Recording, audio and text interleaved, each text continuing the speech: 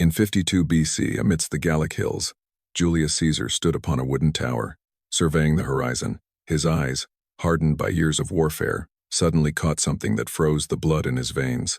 In the distance, a cloud of dust was rising. However, this was no ordinary cloud.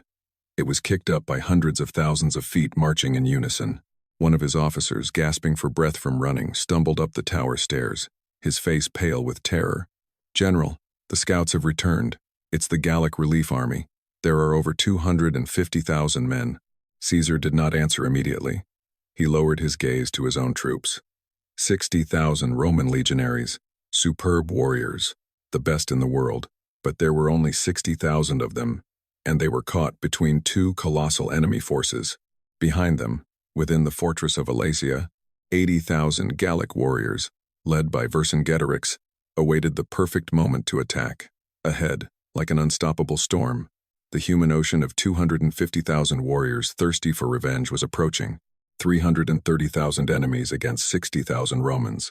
Caesar found himself at the center of what was to become the deadliest trap in the history of the ancient world. But here's the incredulity. Caesar was not the victim, but the hunter. What you are about to learn defies all military logic. It is something no commander in history had attempted, and few would have dared to repeat afterward. Caesar was about to capture 500,000 men not with chains and prisons, but with something far more ingenious and brutal: walls, traps, and the most advanced military engineering the ancient world had ever seen. This is the story of the Battle of Alesia, the story of how 60,000 men surrounded, trapped, and crushed 330,000 warriors in the most audacious siege of all time. How did he manage it? What insane strategy could turn an inevitable defeat into the most decisive victory in Roman history? If you're fascinated by military history, impossible strategies, and battles that changed the world forever, this is the perfect place for you. Like this video, subscribe to the channel, and hit the bell, because what you're about to discover is a masterclass in military genius, brutal engineering, and unyielding determination. We'll break down every detail of this operation, every trap, every wall, every decision that transformed Julius Caesar into the most formidable conqueror of his era. Prepare yourselves, because this is Alesia. To comprehend the grandeur of the events at Alesia, we must first go back in time and understand who the people were who converged on this battlefield and why this clash was inevitable. We are in the year 52 BC. The Roman Republic had reached its zenith, but it was also experiencing its most turbulent times. Rome ruled much of the Mediterranean. However, its expansion north into the wildlands of Gaul was bloody, brutal, and expensive. And at the heart of this conquest stood a man who would forever change the course of history: Gaius Julius Caesar. Caesar was not just a general. He was a shrewd politician, a brilliant orator, and an unparalleled military strategist.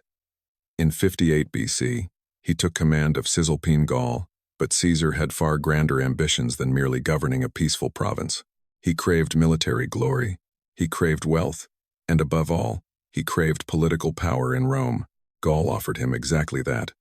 For 7 years, Caesar waged a relentless campaign of conquest, subduing tribe after tribe, annihilating entire settlements. By his own account, over 1 million Gauls were killed, and another 1 million were enslaved. Roman legions marched through forests, rivers, and mountains, bringing Roman civilization at the point of a sword. But the Gauls were not defenseless barbarians. They were fierce, proud, and courageous warriors. And in 52 BC, they finally found the leader they needed to unite against the Roman invaders. His name was Vercingetorix. Vercingetorix was young, charismatic, and brilliant. The son of the Arverni chieftain, he achieved what seemed impossible. He united the traditionally warring and disunited Gallic tribes under one banner. For the first time in generations, the Gauls were not fighting each other. They were fighting together against Rome. Vercingetorix was not an impulsive leader, but a calculating strategist. He knew he couldn't defeat the Roman legions in traditional open battles. The Romans were too disciplined, too organized. So, Vercingetorix employed a different strategy: scorched earth. He ordered his men to burn villages, destroy crops, and retreat into strongholds. He starved Roman supply lines, forced them to march through devastated territories, exhausting them physically and morally. This was a war of attrition, and it was working. In the spring of 52 BC, Vercingetorix achieved what seemed incredible. He defeated Caesar at the city of Gergovia, where the Roman legions were repulsed with significant losses. This was Caesar's first major humiliation in Gaul. For Vercingetorix, it was a signal that Rome could be beaten. However, Caesar was too dangerous to underestimate. After the defeat at Gergovia, Vercingetorix made a decision that changed everything. He decided to concentrate his forces in a natural fortress atop a hill, surrounded by rivers and valleys, a place from which he could control the region and coordinate the Gallic resistance. That place was Alesia. Alesia was not just a town, it was a natural, almost impregnable fortress, perched atop Mont Auzois, with steep slopes and two rivers protecting its flanks. Alesia was the perfect place to withstand a siege. Vercingetorix brought 80,000 warriors there, the flower of the Gallic army. From Alesia, he could wait for the opportune moment to counterattack. But when Caesar arrived at Alesia, he saw something different. He didn't see an impregnable fortress. He saw a trap. If he could surround Alesia, if he could keep Vercingetorix locked behind these walls, he could destroy the heart of Gallic resistance with a single blow. But there was one problem, a huge problem. Vercingetorix had sent messengers to all the Gallic tribes, requesting reinforcements. And those reinforcements were already on their way. A massive army, gathered from all corners of Gaul, 250,000 warriors, were marching towards Alesia to crush Caesar and his legions. Thus, Caesar was faced with an impossible choice. He could retreat, lift the siege, and admit defeat. Or he could stay and risk everything in a daring gamble that no sane commander would undertake. Caesar chose to stay, and what he did next was absolute madness. He ordered his legionaries to build not one, but two complete rings of fortifications. The first, facing Alesia, to keep Vercingetorix trapped inside. The second, facing outward, to prevent the relief army from reaching them. The Romans would be both the besiegers and the besieged. Now, think about that for a moment. 60,000 men surrounded by 330,000 enemies. And instead of fleeing, instead of seeking an escape route, Caesar chose to voluntarily lock himself in the middle of them. Was it genius or madness? You're about to find out.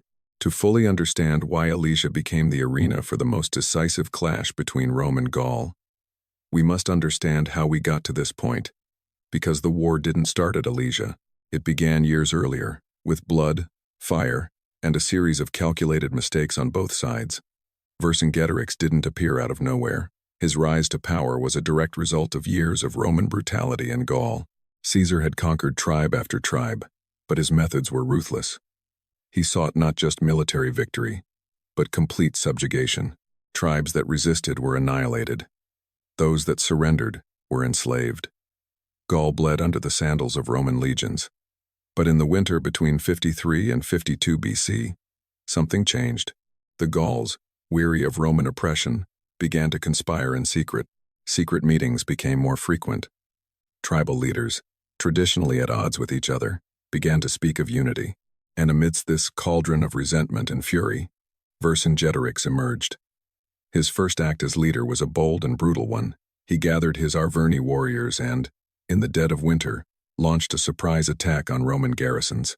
The Romans did not expect an offensive at this time of year.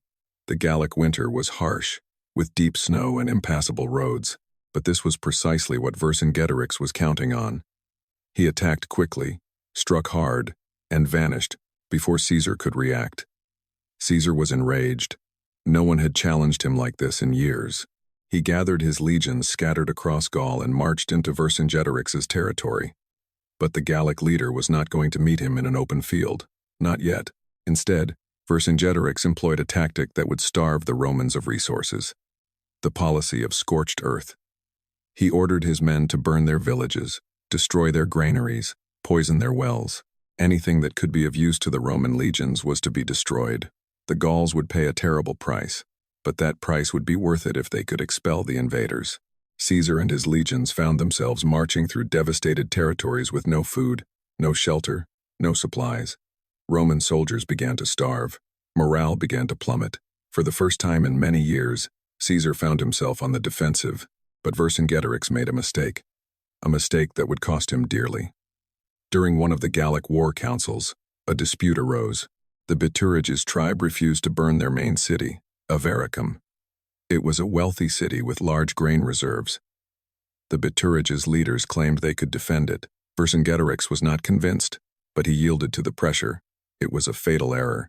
Caesar saw an opportunity, and with lightning speed, besieged Avaricum. His military engineers in record time built siege ramps, towers, and battering rams.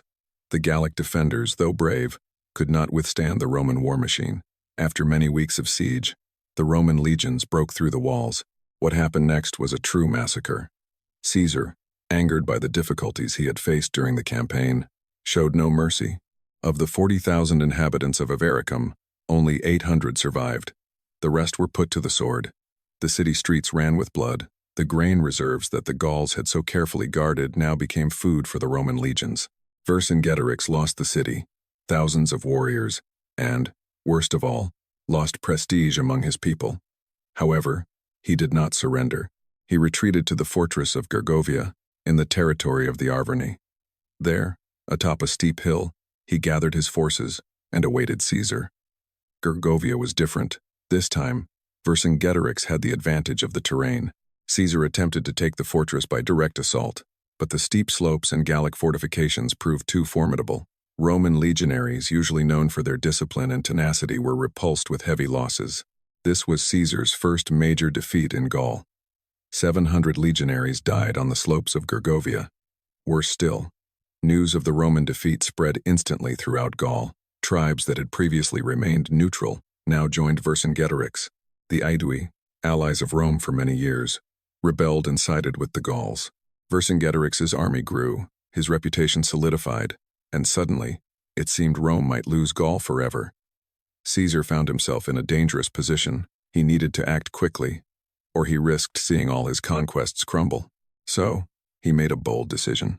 Instead of retreating, he set off in pursuit of Vercingetorix. The Gallic leader, for his part, decided to consolidate his forces. He needed a safe place to regroup, resupply, and coordinate his final efforts to expel the Romans from Gaul. He chose Alesia.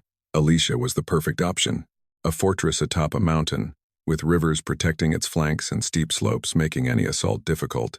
It was virtually impregnable. Vercingetorix brought 80,000 warriors there.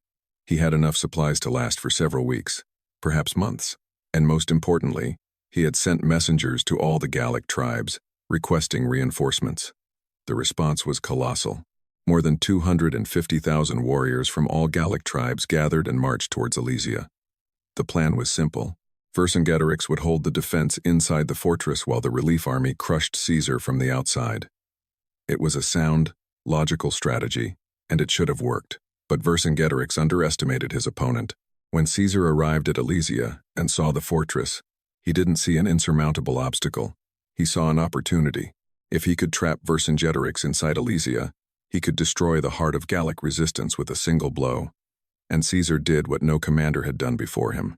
He ordered the construction of a double ring of fortifications, one to keep Vercingetorix inside, the other to prevent the relief army from entering. Thus began the most audacious, the most brutal, and the most decisive siege in ancient history. When Caesar ordered the fortifications to be built around Alesia, his own officers must have thought their commander had lost his mind.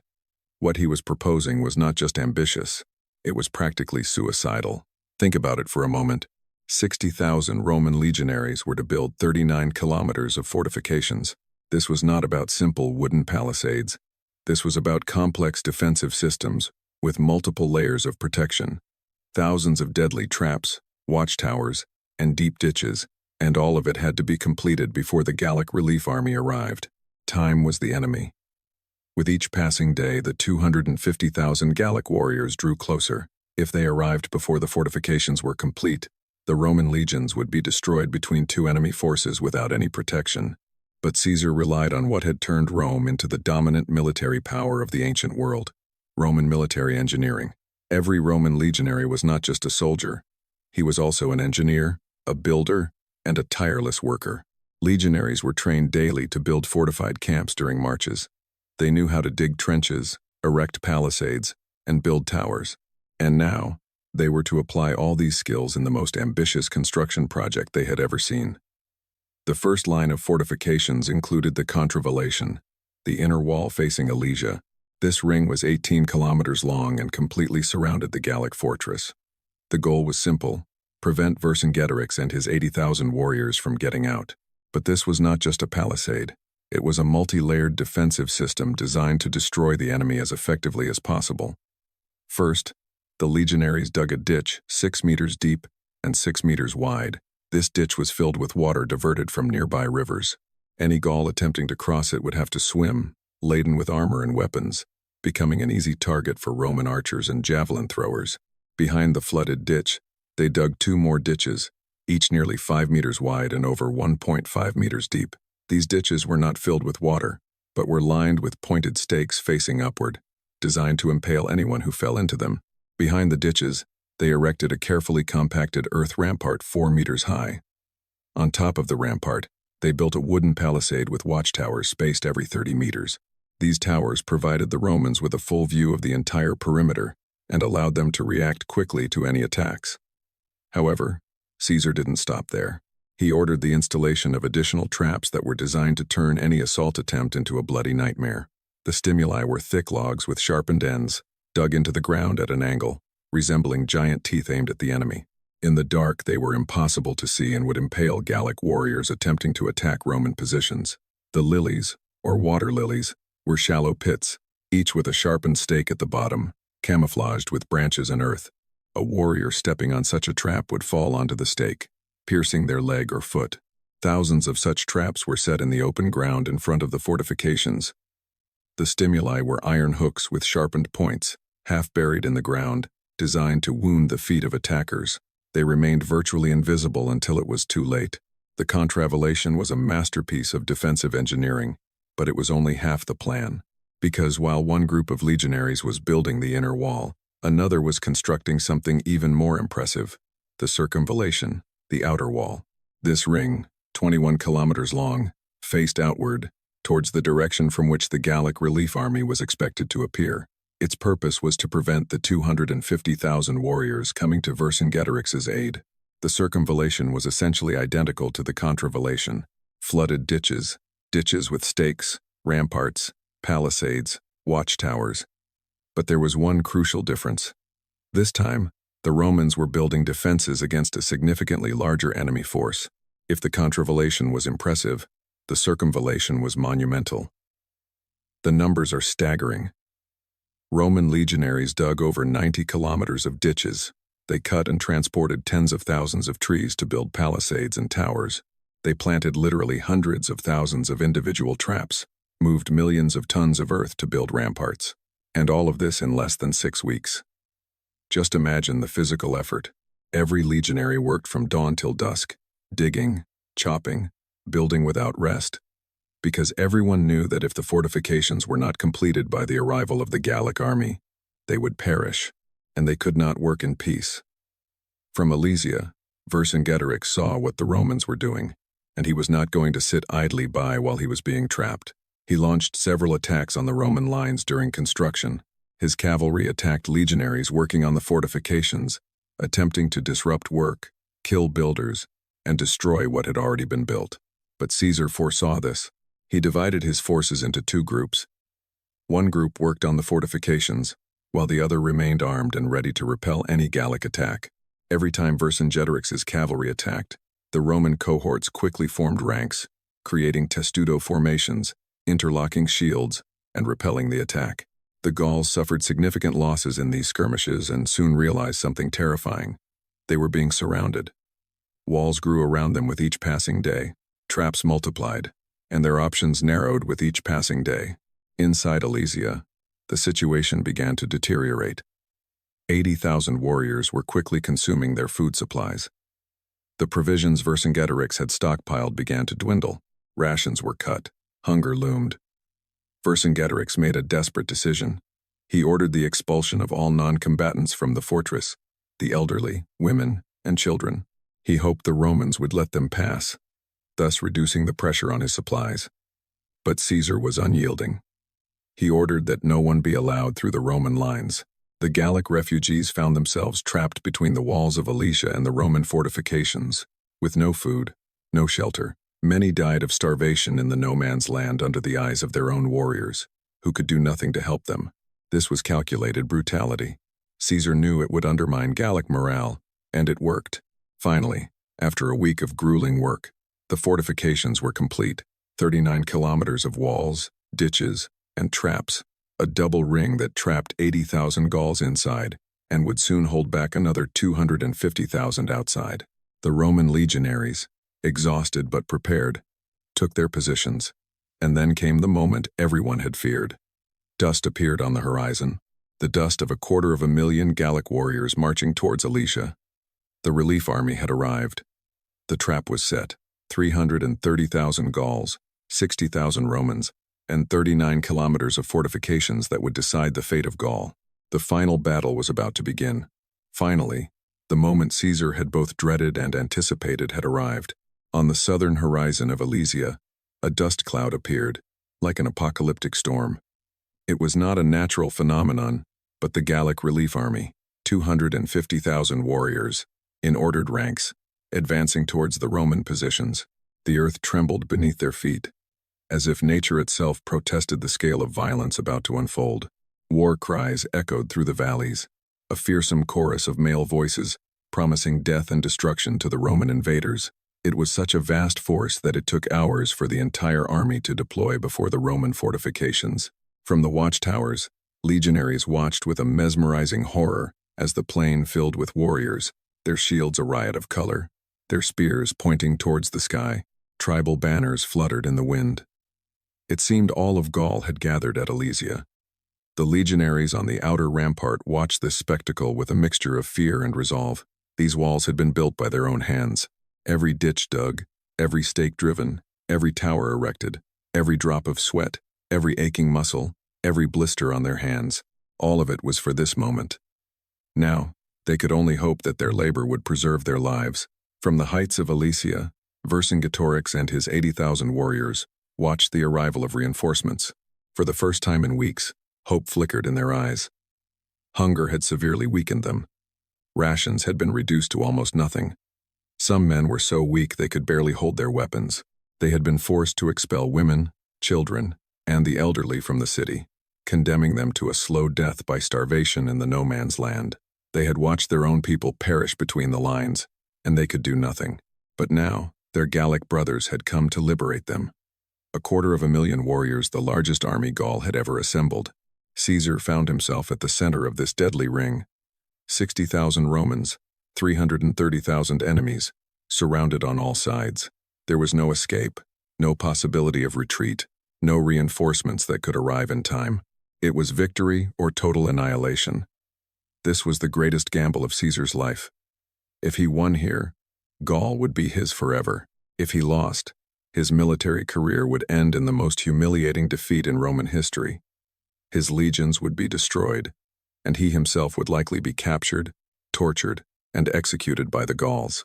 Everything depended on the next few hours. The commander of the Gallic relief army was Commius, king of the Atrebates, and a veteran of many battles against Rome. He was neither an impulsive man nor a warrior blinded by emotion. He was an experienced strategist.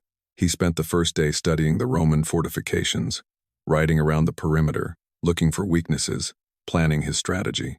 What he saw should have deeply concerned him. The Roman fortifications were far more formidable than he had imagined.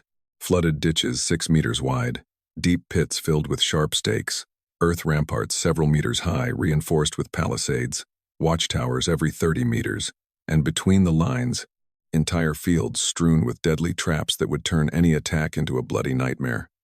But Commius had the numerical advantage, an overwhelming superiority. 250,000 against 60,000, a ratio of more than 4 to 1, and if he coordinated his attack with Vercingetorix, the Romans would have to fight on 2 fronts, further dividing their already meager forces. So, he devised a simple but brutal plan. Coordinated attacks from inside and out, crushing the Romans between 2 vast forces, as if between a hammer and an anvil. The night before the first assault, the Gallic camp was filled with almost euphoric confidence. Warriors sharpened their swords, checked their shields, repaired their armor. Campfires illuminated thousands of determined faces. Bards sang songs of anticipated victory. Tribal chieftains delivered inspiring speeches about the freedom of Gaul and the final expulsion of the Roman invaders. Tomorrow, they would crush the Romans. Tomorrow, they would free Vercingetorix. Tomorrow, Gaul would be free forever. In the Roman lines, the atmosphere was entirely different. The legionaries were silent. There were no songs, no loud speeches, only a tense, heavy silence, a complete anticipation. They knew what was coming. They knew that the next few hours would determine if they would see another dawn. Many wrote farewell letters to their families in Italy, knowing they would likely never receive them. Some prayed to Mars, the god of war, asking for strength and courage. Others prayed to Jupiter, asking for protection, and still others simply sharpened their gladii, checked their shields, adjusted their armor, and waited for dawn. Caesar walked the lines that night. He did not ride. He walked among his men. Section by section, cohort by cohort. He spoke to centurions and common soldiers alike. He reminded them of the battles they had won together. He reminded them of the tribes they had subdued. He reminded them that they were Roman legionaries, the greatest warriors the world had ever seen. He reminded them that these fortifications they had built with their own hands, that every trench, every stake, every trap was the product of their sweat and labor. But most importantly, he reminded them of something simple and terrible. They had no other choice. There was no retreat, no surrender, no way to save themselves, only victory or death. And if they were to die, they would die as Romans. The first attack began the next day at noon. From Alesia, Vercingetorix unleashed his starving and desperate fighters against the contravallation line. Simultaneously, from the outside, Commius ordered a massive assault on the circumvallation. War drums thundered in unison. War horns blared. Gallic carnixes, with their fearsome mouths, emitted hideous cries. And over 200,000 Gallic warriors simultaneously surged towards the Roman positions from both sides. The roar was deafening. The collective cry of 200,000 throats seemed to shake the very heavens. The Gauls shouted their battle cries, rushing towards the Roman fortifications, brandishing swords, spears, and axes. Thousands of bare feet in leather sandals drummed on the ground with a continuous thunder, causing it to vibrate. From the Roman towers, observers saw an approaching human wave. It was like an avalanche, an unstoppable natural force. And then, they began to die. The first to fall were those who stepped on the lilies, the camouflage traps, thousands of shallow pits, covered with branches and earth, each with a sharpened stake at the bottom. The stakes pierced feet, legs, ankles. Warriors fell, screaming in pain and surprise. Those behind, rushing at full speed, tripped over the bodies of fallen comrades, creating a chain reaction of chaos and confusion. Then they reached the stimuli, half-buried iron hooks. Bare feet and leather sandals were torn by the sharp points. Proud warriors fell in agony, clutching their mangled feet. Blood began to saturate the ground, turning it into a red, slippery sludge. Those who survived the traps reached the ditches. The first, flooded with water diverted from nearby rivers, forced the Gauls to stop. Some attempted to swim, laden with wooden shields and iron armor. Many drowned immediately, sinking into the water, which became redder with each passing minute. Roman archers, positioned on the watchtowers, unleashed a hail of arrows upon the Gauls trapped in the water. It was like shooting at targets. Arrows fell in dense clouds, each found unprotected flesh. The water filled with floating corpses. The few who managed to cross the first ditch, exhausted and soaked, immediately encountered the dry ditches filled with pointed stakes. Many fell directly into them, impaling themselves on multiple points. Their agonizing cries echoed across the battlefield. Others tried to jump them and failed, crashing onto the stakes with enough force to pierce leather armor. And those who, against all odds, managed to bypass the ditches and trenches finally reached the 4-meter-high rampart. Atop it, a reinforced palisade defended by Roman legionaries in perfect formation. Interlocking shields, spears, and pila were pointed downward, forming a wall of steel and discipline. Roman javelins rained down on the Gauls attempting to climb the rampart. Heavy throwing spears, pila, were launched in coordinated volleys, piercing shields and armor. The Gauls fell backward, dragging others with them. Some Gallic warriors, the bravest or most desperate, managed to reach the palisades, attempting to climb them with their bare hands.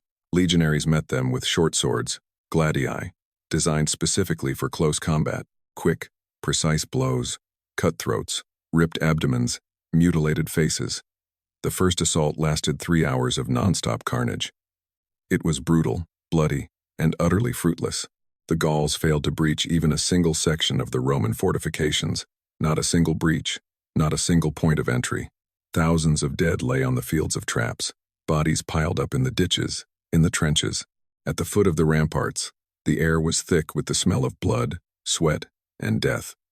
Gallic morale, so high in the morning, began to crumble, but Commius was not a man to give up easily.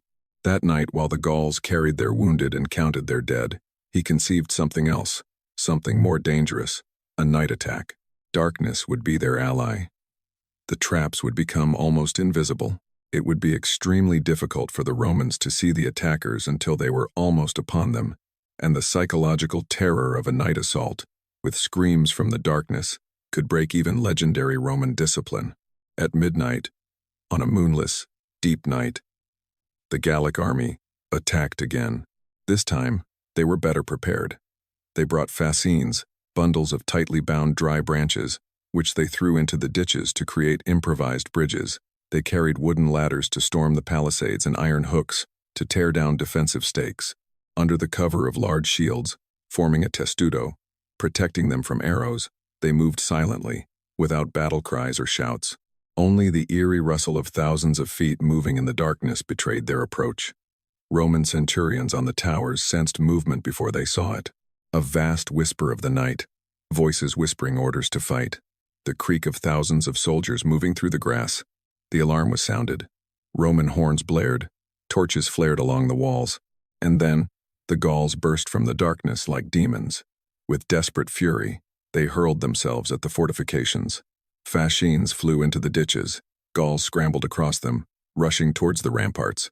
Ladders crashed against the palisades, and warriors began to climb. It almost worked. In several sections of the perimeter, particularly where the torches were lit late, the Gauls managed to cross the ditches, climb the ramparts, and reach the palisades. Hand-to-hand combat erupted on the walls. Swords clashed, shields shattered in the darkness.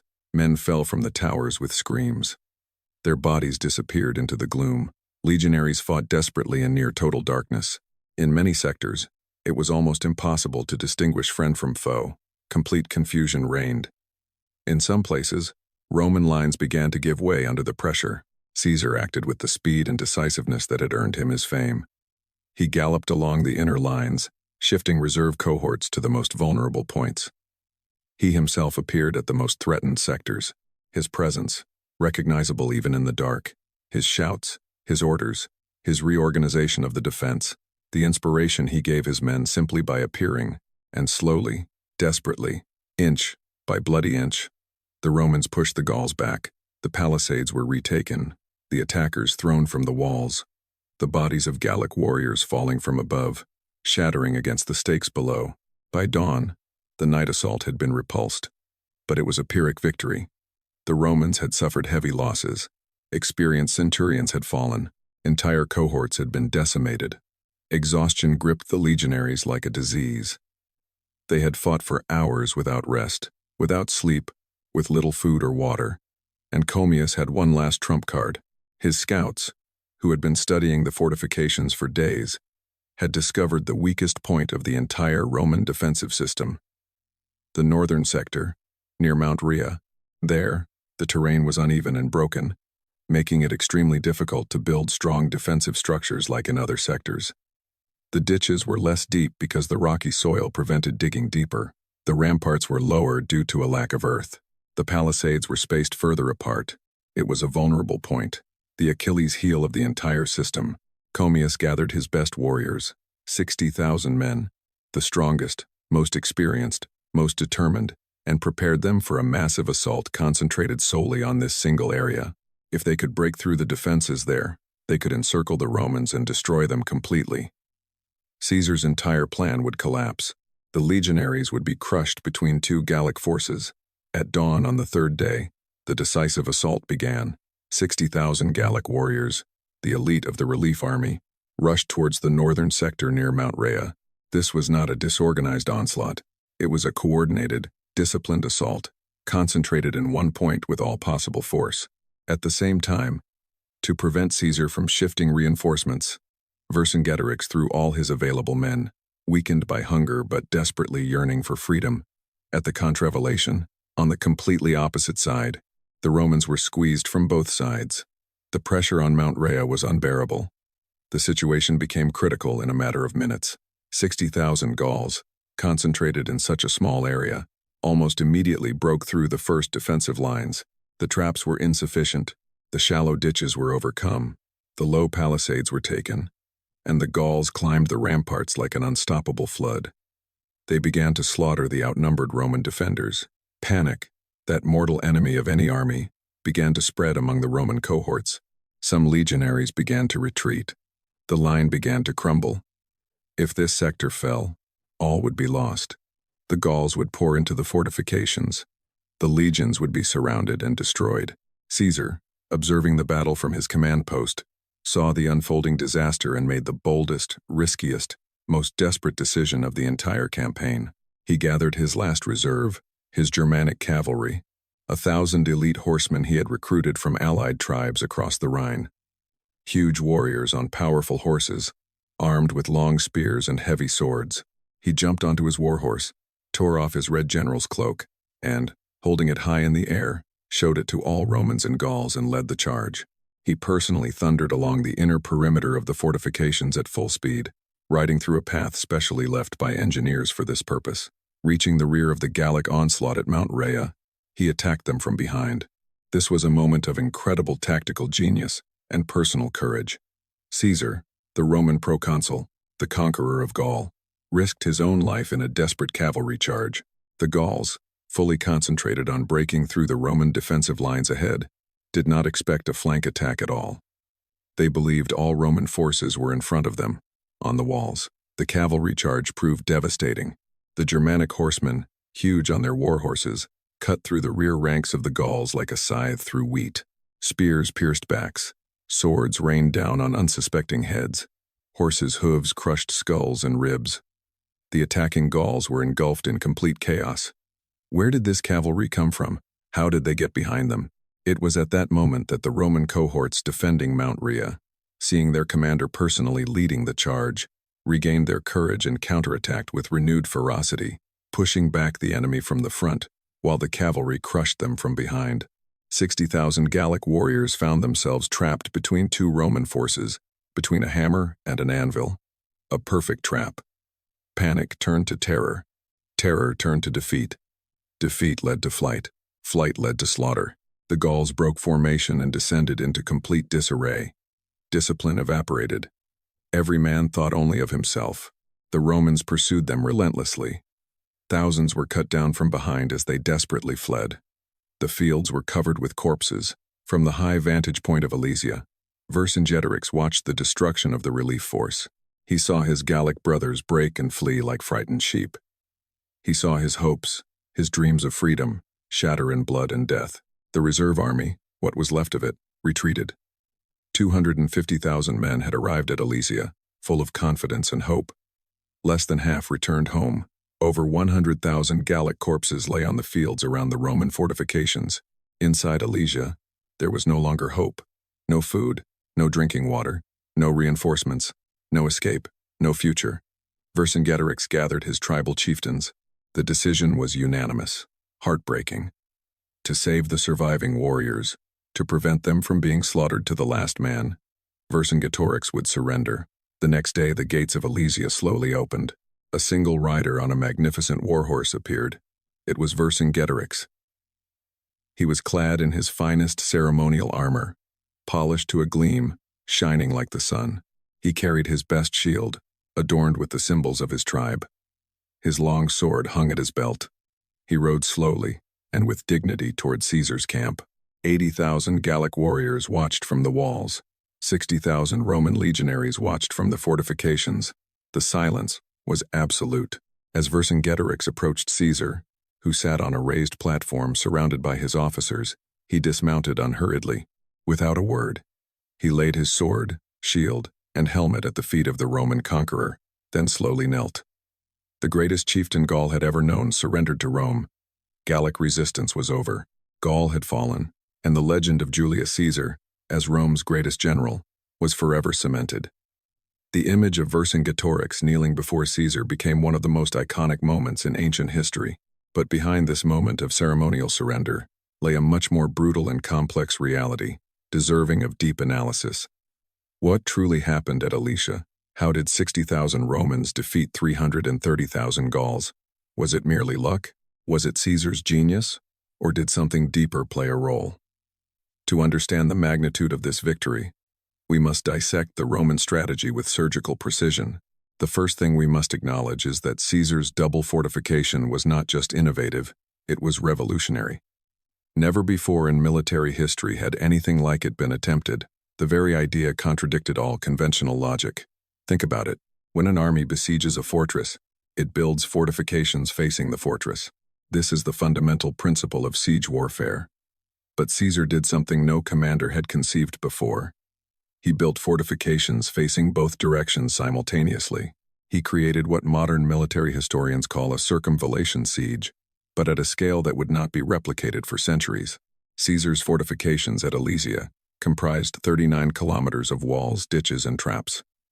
For comparison, this is roughly the distance of a full Olympic marathon, and all of this was built in less than 6 weeks by men who simultaneously had to defend against Gallic attacks, search for food and water, and maintain combat readiness.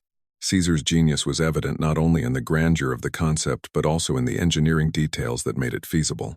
The flooded ditches were not mere obstacles but psychological traps. Many Gallic warriors, unable to swim even before encountering the enemy, faced the terror of drowning. The water also made it extremely difficult to use ladders and siege towers, and the accumulating corpses had a devastating psychological impact on subsequent waves of attackers. The ditches filled with stakes were designed with mathematical precision.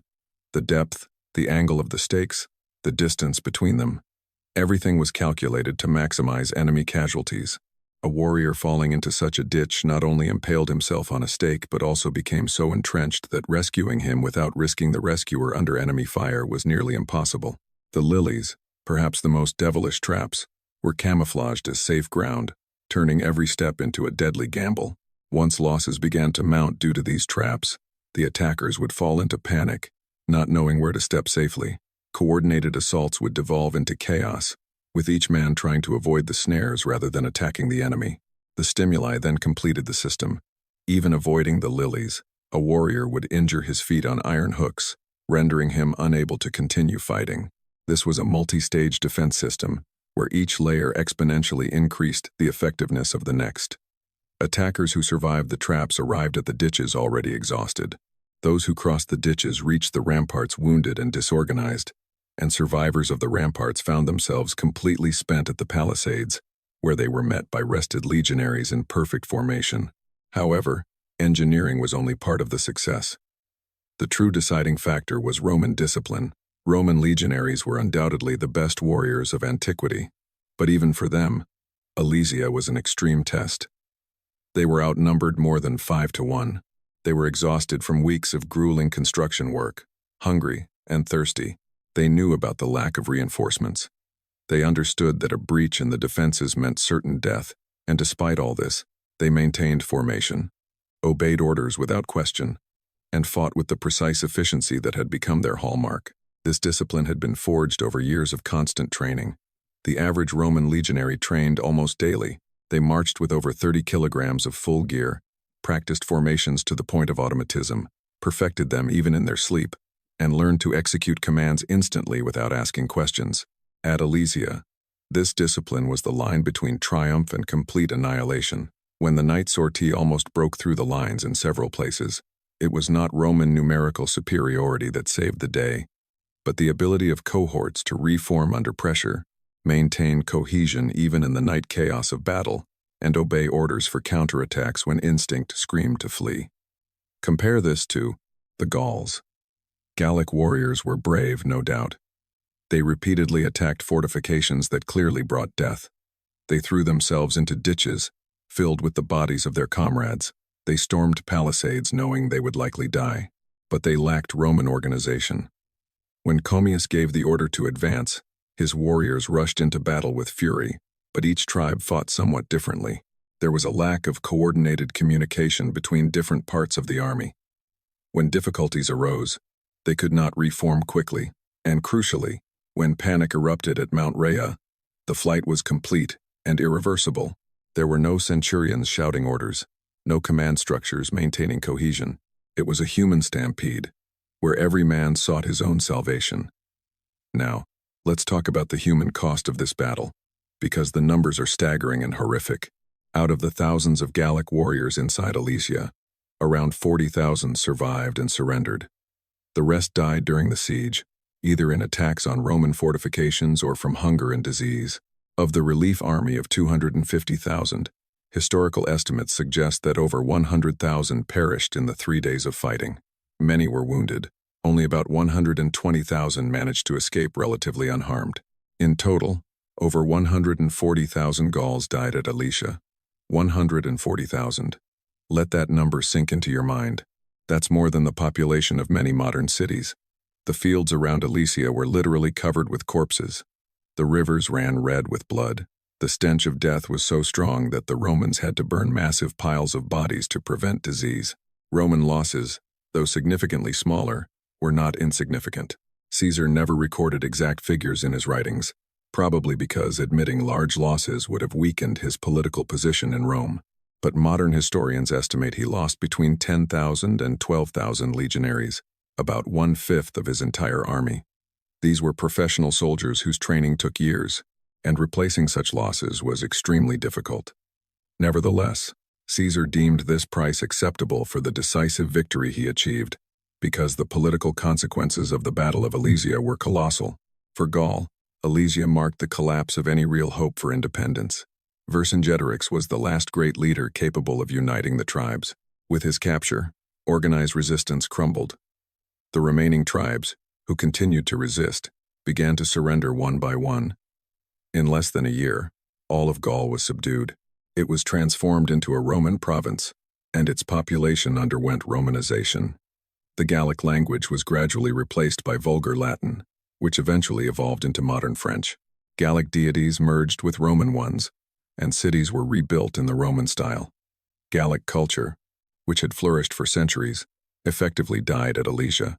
For Caesar, the consequences were equally significant but of a different nature. Alesia cemented his status as Rome's greatest general.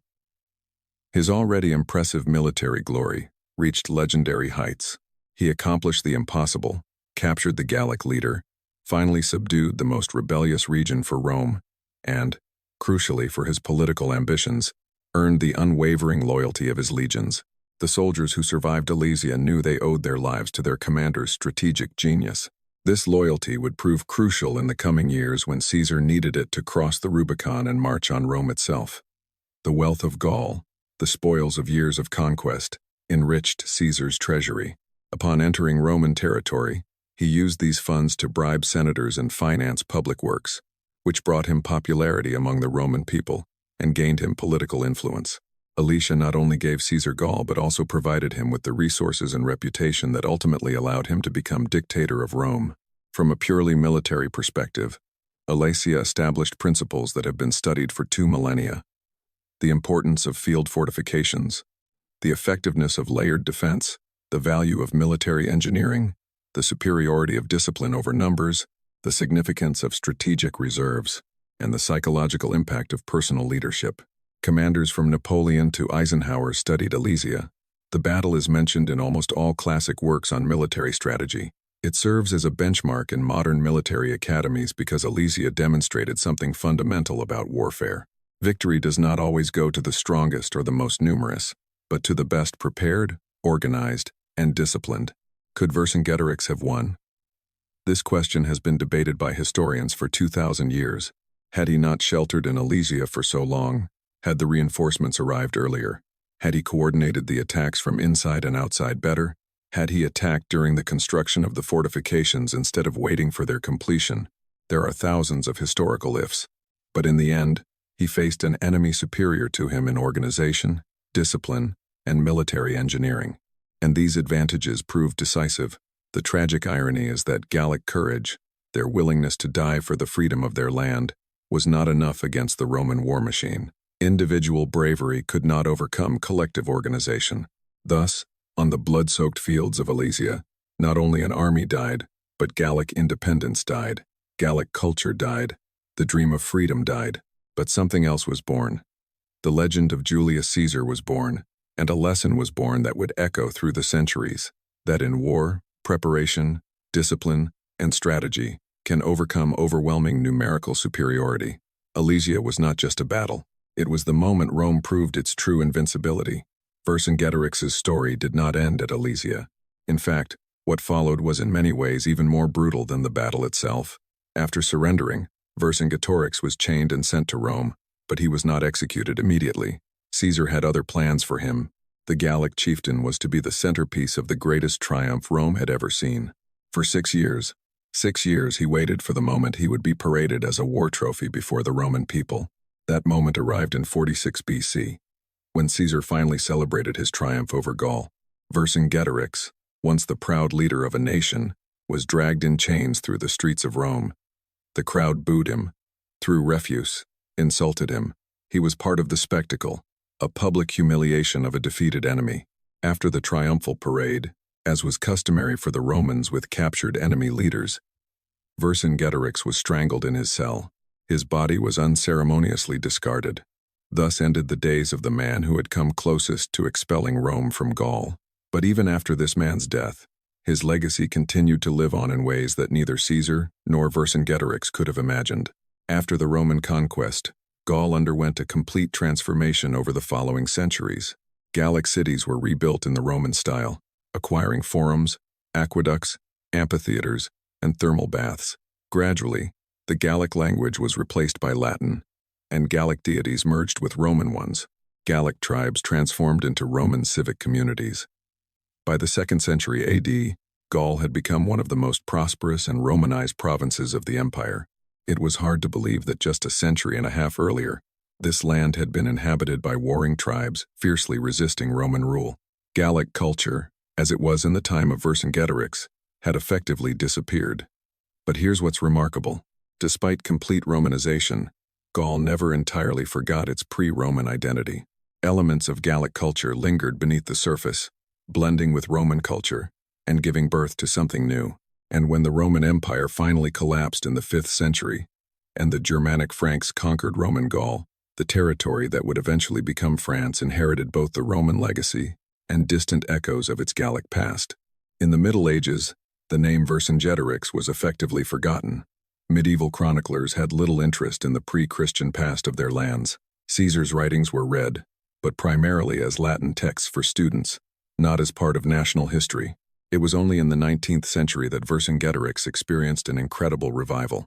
In 1865, during the Second French Empire under Napoleon III, a massive statue of Vercingetorix was erected at the site of Alesia. It depicted him as a noble, courageous, and patriotic hero. Ironically, the commissioner was a French emperor who admired Julius Caesar and saw himself as his successor. Vercingetorix became a symbol of French nationalism.